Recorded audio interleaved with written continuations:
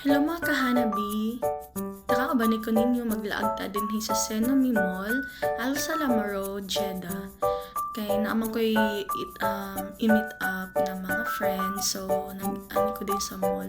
Kay doon lang man kayo sa accommodation. Usahay, pag maglaag ko din, gina-close na akong mga mata. Kadaghan kayo mga temptasyon. Dili temptasyon ng mga laki, kundi mga temptasyon sa mga luho. So, daghan din halos mga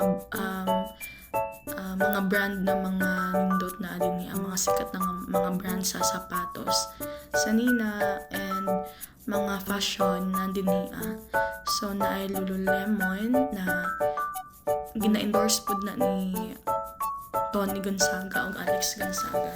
So naging mga din Adidas, Skechers. So nanin sila man ako mga friendship. Hello guys. And then gawas ta og adto sa ubang store. So klase gyud mga ng mga sapatos. Kung perminti ka din ubos imuhang sahod. Mo na nga usahay magkinaon sa daghang pod kag mga sapatos ang pilian din So kung hili kag mga ingani New Balance, mo na mga sikat karon 740 na style and 50-30 na style. So na violet na New Balance worth of 750. So ano siya guys. Syempre na mga Nike, sa gilid mga Nike din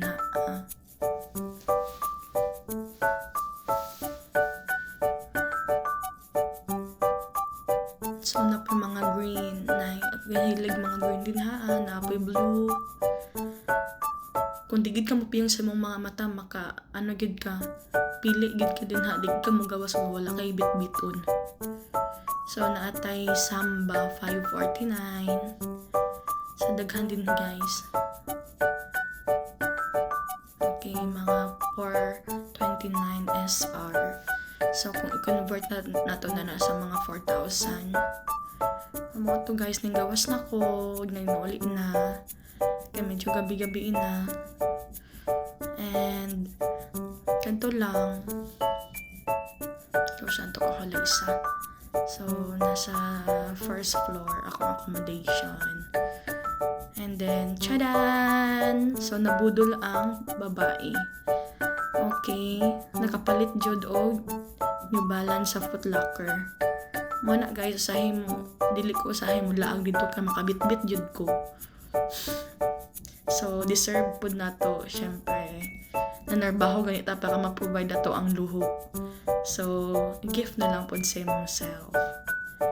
Ana lang, dili lang ta mag-haul. So one by one. Thank you for watching guys. Kung nakaabot mo din na video, thank you for watching.